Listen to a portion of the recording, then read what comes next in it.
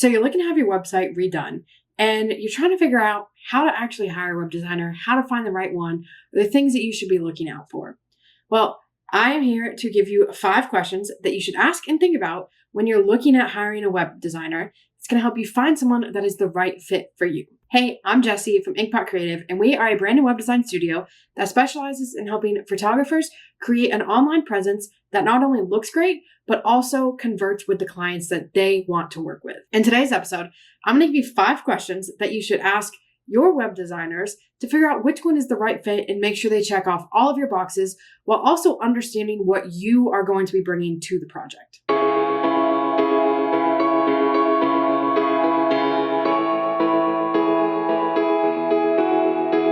So one of the first things you want to look at is styles. So does your designer have a specific style? Just like you as a photographer probably have a specific style that you shoot in, your designer is most likely going to have a specific style that they design in. Now, this can mean a lot of different things. For one, you might find someone who specializes in a more simple design, right? So things are a little more clean. They might not have too many things going on. There might be a lot of white space, anything like that. If you are someone who's like, I actually want my site to have a lot of movement or to have a lot of different features to it and, different elements to it and all this stuff. So it might be a little more intricate and in-depth. That designer that specializes in the simple sites might not be the best pick. And it's not because they wouldn't be able to design a site that looks great. It's because your styles are going to differ. And so what they give you and what you are expecting you might see that there's a gap there, right? So you want to find a designer who has a style that you like. Now, if you're looking at us, for example, our style isn't so much based on the actual design and what you see on the page, but we tend to focus on more personality-driven websites. So what this means is every website is going to look different. Some are going to be a little more simple. Some are going to be more intricate, but they're going to put your personality first. They're going to stand out.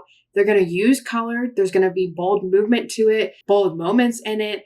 So that is what we specialize in, bringing that to the table, bringing your personality to the forefront, giving you a site that when people are looking at 5 different sites, yours is the one that stands out. But you want to make sure that that is what you are looking for. So again, just like you have a specific style and you want your clients to make sure that your style, your shooting style, your editing style vibes with what they're looking for, you want to make sure that you find a designer that has a design style that you vibe with. Now, the second question you might want to ask is, what platforms do you actually work on? Now, this isn't necessarily something that is make or break, but it does inform a lot of decisions when it comes to your website, right? At Inkpot, we design in Showit, Squarespace, and WordPress. So those are the 3 platforms that we use, and those are the 3 platforms that we'll design on. So if you come to us and say, hey, I really want a Wix site, that's great, but we don't actually design in that platform. So if you are set on staying in Wix, you want to make sure you find a designer that designs on Wix. Now, with that too, when you're asking someone what platforms they design on, and it might not be the same one that you're on, don't necessarily count it out because there might be reasons why one platform is a better option for you, and moving to that platform might be the best move for your business. So for example, we've seen a lot of photographers who are on Pixieset and have their site on Pixieset.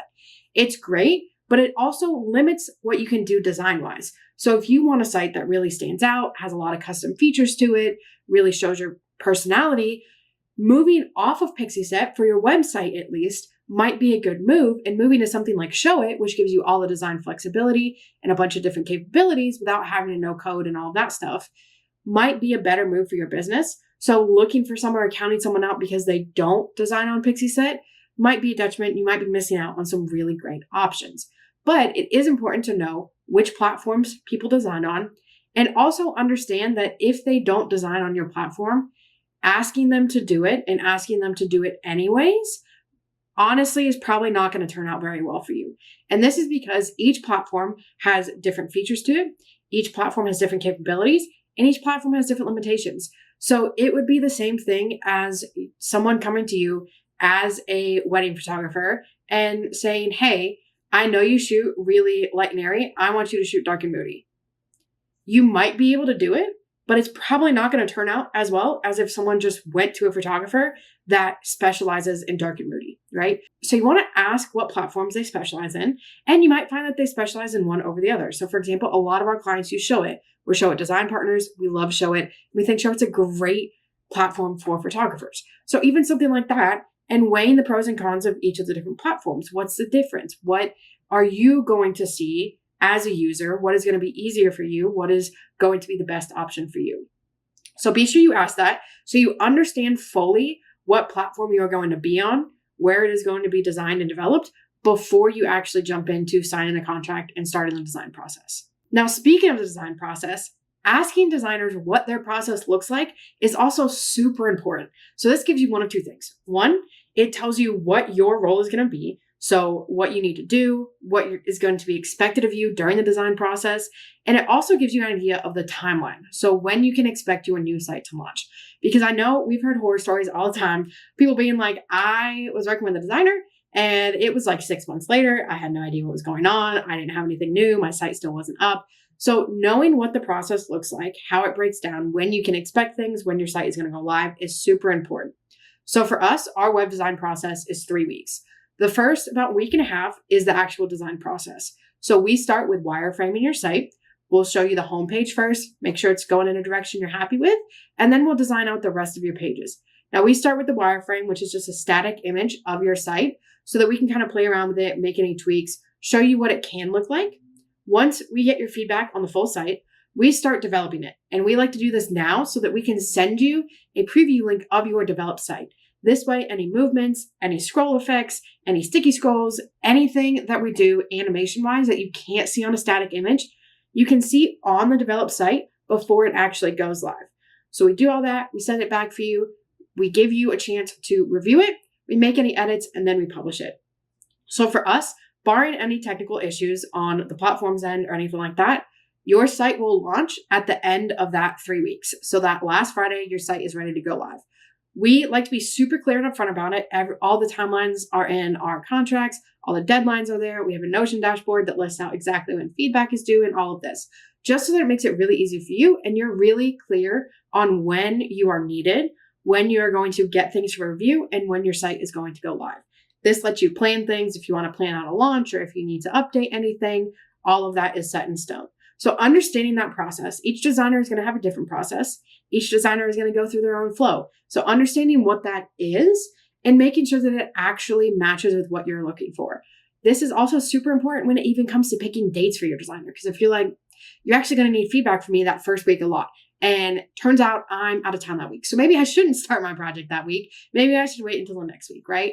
So all of these things go into understanding the process, what's expected of you.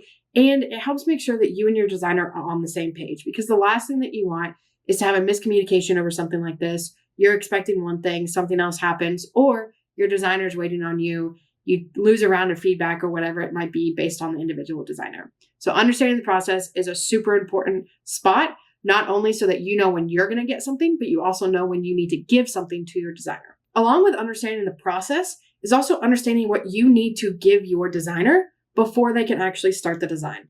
Now, this is something, again, that is going to vary from person to person. So for us, we base your entire website design on your copy. So your copy is given to us before we start your website. That way we're able to highlight important sections. We're able to make sure everything is skimmable. Anything that's super important is big, is highlighted in some way, it's a different color, whatever it might be. So that whether someone's reading every single word on your website or skimming through it, they still get the important facts. Another thing that we require before we start is your branding. So we can either brand with you. Our entire Rebrand package is a full brand and then a custom website, or you can bring your branding to us. But this is super important because we can't build a website without a brand. So your colors, your fonts, your logos, all of those are an important part of building out your website and making it look great. So your brand, your copy, and then we can't forget about your photos. No site is complete without photos, especially as a photographer. You want to be able to show off your images. So these three things are the big three things that we need before we actually start designing. You might find that there's some designers who will design out a page and then you go and put your copy in there. You might find that there's a mix of something. That's totally great. Every designer is going to have their own way of collecting information, of doing this process, of designing the sites. So you want to make sure that you understand what is needed of you before you actually start. This way, you know if you need to get anything together, if you want to work with a copywriter, whatever it might be, and you know when you need to actually have this information to your designer to make sure that your site design can start when it's supposed to. And finally, the last question that's super important to ask your web designer is, do you do anything for SEO? Now, again, this is up to you if it's make or break for you, But in our opinion, a site can be the best site in the world. It can be the most beautifully designed site in the world. But if it is not optimized and no one finds it organically, it isn't really doing its job. Yes, you can lead people to it, but then you're still actively marketing and bringing people in instead of having the site do that for you. So you can ask them if they do anything for SEO. This could be a wide range of things. In our packages, we add keywords to your pages, so we have that organic way of trying to pull people in from Google. We also make sure backend stuff like alt text is there. We make sure your layers are right in Showit, your text tags. We add page titles and meta descriptions. All these things add up and are really important when it comes to making sure your site is optimized to give you the best chance possible at ranking. Now, obviously, a big part of ranking and boosting your SEO and getting more visible on Google is going to be blogging as well, which is a completely separate thing. But we can't have a conversation about websites without blogging. So that's another part that's super important. You want to make sure that you're doing the same thing. You're optimizing your blog posts. You're finding keywords that people are searching for. You have alt text, all of that. So if you want to learn more about blogging, we have a bunch of videos on how to actually blog, how to make sure you're doing the best for your business when it comes to your blog. But SEO-wise on your website, you still want to make sure that you're checking all those boxes. You still want to make sure that your site is optimized. You want to make sure that there's not anything that's going to be a big red flag for Google that is going to, maybe make it a little harder for you to rank, maybe let your competitors outrank you. So those are 5 questions that you can ask a web designer before you hire them to figure out if they are the right fit for you and also understand what the process actually looks like to work with them. Now, if you feel ready to start the process and finding the perfect designer for your business and you think we might be a fit, you can click the link below to learn all about our Rebrand services, or you can book a call with us. We'll walk you through anything, answer all of your questions to make sure that we are totally fit before we actually start jumping into your design. As always, I hope you found this super helpful in figuring out how to actually find the right designer for you, and we'll catch you in the next one.